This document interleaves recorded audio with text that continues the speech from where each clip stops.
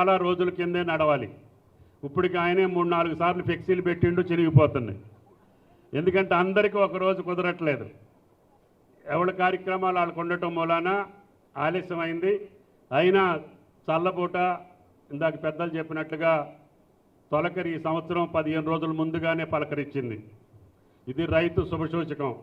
70 సంవత్సరాల కాలంలో ఎప్పుడు కూడా మే నెలలో ఇంత వర్షాలు కురిసినటువంటి సందర్భం లేదు. కాబట్టి రైతుకు మంచి రోజులు వస్తున్నాయి. రేవంత్ రెడ్డి గారి నాయకత్వంలో చేతనైనంత, భగవంతుడి శక్తి ఇచ్చినంత, ఒకవేళ శక్తి ఇవ్వకపోయినా కూడగట్టుకొని ఆయన కష్టపడి రైతాంగాల యొక్క సమస్యలే ప్రధాన సమస్యలుగా ఆయన ప్రభుత్వ కాలంలో రైతుని ఇబ్బంది లేకుండా చూడాలని చెప్పి ఆయన ప్రయత్నం జరుగుతుంది. ఎప్పుడూ లేనటువంటి విధంగా, ఎన్నడూ లేనటువంటి విధంగా ఒక రాష్ట్ర ప్రభుత్వం, చిన్న రాష్ట్రం, కొత్త రాష్ట్రం, ఆర్థిక సమస్యల్లో చిక్కుకున్న రాష్ట్రంలో మొట్టమొదటి పంట కాలంలోనే 33,000 కోట్లు రైతుల జేబుల్లోకి పంపించినటువంటి ఏకైక ముఖ్యమంత్రి రేవంత్ రెడ్డి గారు అని చెప్పి మీకు ఈ సందర్భంగా మనం చేస్తున్నా. ఇంకా చేయాలనే తాపత్రయంతో ఆయన ఉన్నాడు. నిన్న రాత్రి ఢిల్లీ నుంచి వచ్చిన తర్వాత కూడా మమ్మల్ని అందరినీ పిలిపించి, అన్న ఇంకా ఉత్తర తెలంగాణ జిల్లాలో కొంత ధాన్యం తడిసిపోతుందని వార్తలు వస్తున్నాయి, తడిసిన ఎట్టి పరిస్థితుల్లో రైతుకు ఇబ్బంది లేకుండా కొనుగోలు చేయండి. ఇందాక పెద్ద ఆయన చెప్పినట్లుగా భారతదేశంలో నిన్ననే కేంద్ర ప్రభుత్వం ప్రకటించింది, ఎక్కువ ధాన్యాన్ని సేకరించినటువంటి రాష్ట్రం ఈ దేశంలో ఏది అని చెప్పి వాళ్ళు పరిశీలన చేస్తే మన రాష్ట్రం తెలంగాణ రాష్ట్రం మీ దయ వల్ల నెంబర్ 1గా నిలిచింది అని చెప్పి మీకు ఈ సందర్భంగా మనం చేస్తున్నాం.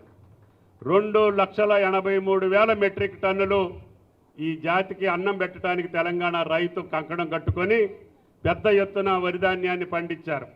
అందుకనే గతంలో ఈ రోజు కల్లా పోయిన సంవత్సరం 3 లక్షల మెట్రిక్ టన్నులు సేకరిస్తే ఈ రోజుకి 6 లక్షల చిల్లర మెట్రిక్ టన్నులు మీ ఒక్క జిల్లాలోనే సేకరించడం. అంటే డబుల్. పోయినసారి 3 లక్షలు అయితే ఇప్పుడు 6 లక్షలు. సుమారు 1,300 చిల్లర కోట్లు, 51,000 కోట్లకి మీకు డబ్బులు ఇవ్వాల్సిన అవసరం ఉంది.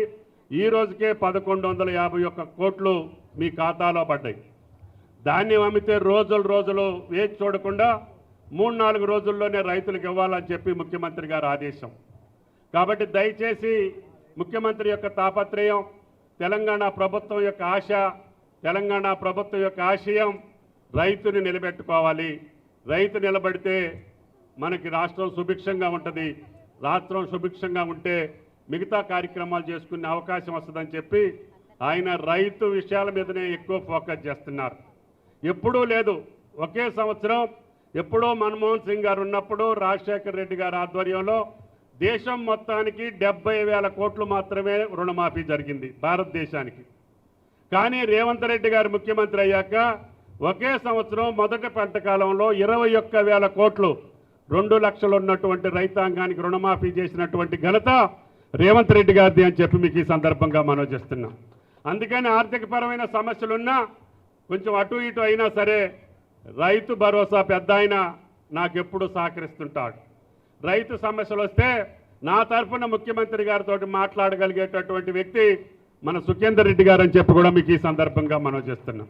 మాకు చెప్పటమే కాకుండా ముఖ్యమంత్రి గారి దగ్గర అవకాశం ఉన్నప్పుడల్లా మీరు రైతు భరోసా త్వరలోనే నాట్ల కంటే ముందే వేయండి, రైతుకు ఉపయోగపడుతుంది. అదేవిధంగా ఎరువులు కానీ విత్తనాలు కానీ సకాలంలో తెప్పించుకొని రైతును కాపాడాలి. ఆయన పండించినటువంటి పంటని మనం కొనుగోలు చేసి ఆయన నిలబెట్టాలి అని ప్రతిసారి మాకు ఫోన్లు చేసి చెప్తారు. అయినా సరే ముఖ్యమంత్రి గారితో కూడా నిన్న మొన్న కూడా ఆయన మాట్లాడారు. అందుకనే రాత్రి ముఖ్యమంత్రి గారు ఎట్టి పరిస్థితుల్లో మనం ఈ సంవత్సరం అనుకున్న సమయంలోనే రైతు భరోసా రైతుల ఖాతాల్లో వేస్తామని చెప్పి ముఖ్యమంత్రి గారు మాట ఇచ్చారు. తప్పకుండా మీరు నాటు పెట్టకముందే మీ ఖాతాలో డబ్బులు వేపిస్తామని చెప్పి కూడా మీకు ఈ సందర్భంగా మనం చేస్తున్నాం. అదేవిధంగా అనేక సమస్యలు చెప్పారు. ఉత్తమ్ కుమార్ రెడ్డి గారు సివిల్ సప్లైస్ మంత్రిగా, నీటిపారుదల శాఖ మంత్రిగా పెద్ద ఎత్తున ధాన్యం కొనుగోలు చేసే అవకాశం వచ్చింది. కష్టపడి 8,350 పర్చేసింగ్ సెంటర్స్ తోటి ధాన్యం కొనుగోలు చేస్తున్నాం. రైతులు కూడా మీరు ఇంకా అడ్వాన్స్గా మనం నాట్లు వేసుకోవాల్సిన అవసరం ఉంది. ఏ కాలంలో, వేసవి కాలంలో ఏ విత్తనం పెట్టాలి, వర్షాకాలంలో ఏ విత్తనం పెడితే బాగుంటుంది మీరు ఆలోచన చేసుకోవాలి. ఎందుకంటే వేసవికాలంలో కొన్ని విత్తనాలు ముక్క అయిపోయి బిల్లులు కొన్ని ఇబ్బందులు పెడుతున్నాయి. దించుకోవడానికి ఎక్కువ ముక్క అవుతుంది, మేము కొనుగోలు చేయమని చెప్పి కొంతమంది ఇబ్బంది పెడుతున్నారు. ట్రాన్స్పోర్ట్లో సమస్యలు వస్తున్నాయి, అకాల వర్షాల వల్ల సమస్యలు వస్తున్నాయి. వీటన్నిటిని తట్టుకోగలిగేటటువంటి వ్యవసాయాలు కూడా మీరు ఎంచుకోవాలి. ఇప్పటికే నల్గొండ జిల్లాలో సుమారు 10,000 ఎకరాల ఆయిల్ ఫామ్ వేశారు. అతి త్వరలోనే మీ జిల్లాలో కూడా ఆయిల్ ఫామ్ ఫ్యాక్టరీ నిర్మాణం చేపిస్తామని చెప్పి కూడా మీకు ఈ సందర్భంగా మనం చేస్తున్నాం. ఇటువంటి అకాల వర్షాలకు కానీ అదేవిధంగా కీటకాలకు కానీ రోగాలకు కానీ దూరంగా ఉండే పంట, నెలకి 2 సార్లు మీ ఖాతాలోకి డబ్బులు వచ్చే పంట ఆయిల్ ఫామ్. సుఖేందర్ రెడ్డి గారు కూడా వేశారు, మేము కూడా వేస్తున్నాడు. కానీ కాబట్టి ప్రజాప్రతినిధులు వేస్తే రైతులకు ధైర్యం వస్తుంది. నేను కూడా 40 సంవత్సరాల క్రితం మొక్క పెట్టాలంటే ఆంధ్ర ప్రాంతంలో వేసిన రైతుకి పంట వచ్చిన తర్వాత, పూజ్యులు ఎన్టీ రామారావు గారు పెట్టిన మొక్క కాసిన తర్వాత నేను తోట వేసుకునే అవకాశం వచ్చింది. అందుకని నేను 40 సంవత్సరాలుగా ఆ వ్యవసాయం మీదనే నా రాజకీయపరమైనటువంటి కార్యక్రమాలకు ఉపయోగపడకపోయినా నన్ను స్థిరంగా నిలబెట్టగలిగినటువంటి వ్యవసాయం ఆయిల్ ఫామ్ వ్యవసాయం అని చెప్పి కూడా ఈ సందర్భంగా మనం చేస్తున్నాం. ఇంకా కొత్త కొత్త పంటలు వచ్చినాయి.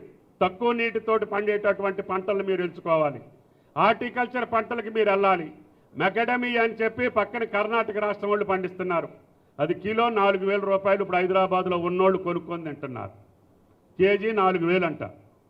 అది మన దగ్గర బ్రహ్మాండంగా పండే అవకాశం ఉంది. జాజి, అది కూడా విపరీతమైనటువంటి డిమాండ్ ఉంది. అదేవిధంగా ఒక్క, దానికి కూడా నీళ్ళు అవసరం లేదు, 100 సంవత్సరాలు ఆ పంట ఉంటుంది. పామ్ ఆయిల్ 40 సంవత్సరాలు ఉంటుంది. నా మొదటి తోట వేసి ఇప్పుడు 40 సంవత్సరాలు. కాబట్టి రైతులు ఎవరూ కూడా ఆలోచన చేయకుండా కొత్త పంటల ఆవిష్కరణ చేయాలి. వరి నుంచి కూడా మనం కొంచెం పక్కకు తప్పుకోవాలి. ఈ వరికి చూశారు మీరు ఎన్ని కష్టాలు వచ్చినాయో, ఎన్ని ఇబ్బందులు వస్తున్నాయో. కాబట్టి మనకి సరిపోని పంటలన్నింటినీ కూడా మనమే పండించుకునే స్థితికి రావాలి. కాబట్టి దయచేసి బోనస్ ఎందుకు ఇచ్చామంటే పేద ప్రజలకు కూడా సన్న బియ్యంతో అన్నం పెట్టాలనేది కాంగ్రెస్ పార్టీ యొక్క కోరిక. ప్రభుత్వం, ముఖ్యమంత్రి గారి నిర్ణయం, అన్న అందరికీ సన్న బియ్యం ఇవ్వాలంటే ఏం చేయాలంటే అప్పుడు సన్న బియ్యానికి బోనస్ ఇవ్వాలని నిర్ణయం చేశాం. 500 రూపాయలు బోనస్ ఇవ్వటం మూలాన ఈరోజు మనకి సరిపోని సన్నధాన్యాన్ని మనమే పండించుకునే స్థితికి వచ్చాం. ఇప్పుడు పక్క దేశాలు కూడా మన బియ్యం కోసం తాతాలు ఆడుతున్నాయి. మొన్ననే ఫిలిప్పీన్స్కి సప్లై చేశాం. ఇంకా ఏరే దేశాలు కూడా మన బియ్యం కోసం బారులు తీరున్నారు. అందుకని మీ పంటలు సక్రమంగా పండాలంటే పురుగు మందులు తగ్గియాలి. పురుగు మందులు తగ్గాలంటే యూరియా వాడకం తగ్గాలి. యూరియా వాడకాలు తగ్గితే మీ పంటలన్నీ కూడా ఏ దేశమైనా కొనుగోలు చేసే పరిస్థితి ఉంది. మనకు ఒకటి ఆటంకం ఉంది. ఇప్పుడు మన పంటలకి పురుగు మందుల అవశేషాలు ఎక్కువ ఉంటున్నాయి కాబట్టి ఏ దేశం కూడా మన పంటలు కొంటలేదు. మిర్చి కానీ ఏ యొక్క వరికి కూడా వాళ్ళు టెస్ట్ చేసుకొని అవి తక్కువ ఉంటేనే మన పంటను కొనుగోలు చేసే పరిస్థితి ఉన్నారు. అందుకనే మీరు దయచేసి తెలుసో తెలియకో యూరియా వాడకం తగ్గించి మీరు సంప్రదాయ వ్యవసాయాలకు పోవాలి. కాబట్టి అటువంటి వ్యవసాయాలు చేసిన వాళ్ళు ఇప్పుడు నిలబడుతున్నారు, ధైర్యంగా ఈరోజు సమాజంలో తలెత్తుకుని తిరుగుతున్నారు.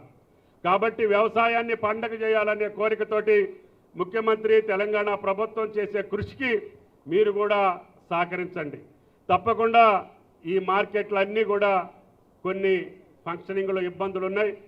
చైర్మన్ గారు చెప్పారు, ఎమ్మెల్యే గారు చెప్పిన ప్రపోజల్ ఆ గ్రామాలు ఇందుట్లో చేర్చడం కానీ, అదేవిధంగా నార్కెట్పల్లికి సంబంధించిన కొత్త మార్కెట్కి శాంక్షన్ తప్పకుండా ఎమ్మెల్యే గారి ప్రపోజల్ తోటి చేపిస్తానని చెప్పి కూడా ఈ సందర్భంగా మనం చేస్తున్నాం. ఈ ప్రభుత్వం నడవడికలో ఏమాత్రం కూడా తొట్టుపాటు లేకుండా స్థిరమైనటువంటి శాశ్వతమైనటువంటి అభివృద్ధితోటి పాటు సంక్షేమాన్ని కూడా పెద్ద ఎత్తున తలకెత్తుకున్నాం. కాబట్టి భారం ఎక్కువైనా, చిన్న రాష్ట్రమైనా కొత్త రాష్ట్రమైనా అప్పులకు వడ్డీ కట్టే బాధ్యత ఉన్నా అవి ఒక పక్క తీర్చుకుంటూనే ముఖ్యమంత్రి గారి గుండె ధైర్యంతో నన్ను గెలిపించినటువంటి తెలంగాణ ప్రజలకి ఈ యొక్క కాంగ్రెస్ ప్రభుత్వం సుభిక్షమైనటువంటి పరిపాలన ఇవ్వాలి, సంపన్నమైనటువంటి రాష్ట్రంగా తీర్చిదిద్దాలని ముఖ్యమంత్రి గారి కోరిక అనుగుణంగా మేము ముందుకు పోతున్నాం. తప్పకుండా వేదిక మీద ఉన్నటువంటి పార్టీ పెద్దలు, వచ్చినటువంటి రైతు సోదరులు, తప్పకుండా సుఖేందర్ రెడ్డి గారు, కిరణ్ కుమార్ రెడ్డి గారు, శంకర్ నాయక్ గారి యొక్క సహాయ సహకారాలతోటి చిట్యాల మార్కెట్ తోటి పాటు నల్లగొండ జిల్లాలో ఏ యొక్క అభివృద్ధి కార్యక్రమానికి సంక్షేమ కార్యక్రమానికి జిల్లా ఇన్ఛార్జ్ మంత్రిగా నా శక్తి వంచన లేకుండా ప్రయత్నం చేస్తానని చెప్పి మీకు ఈ సందర్భంగా మనవి చేసుకుంటూ ఈ అవకాశం ఇచ్చిన వేముల గారికి మీ అందరికీ మనస్ఫూర్తిగా ధన్యవాదాలు తెలియజేస్తా సెలవు తీసుకుంటున్నా.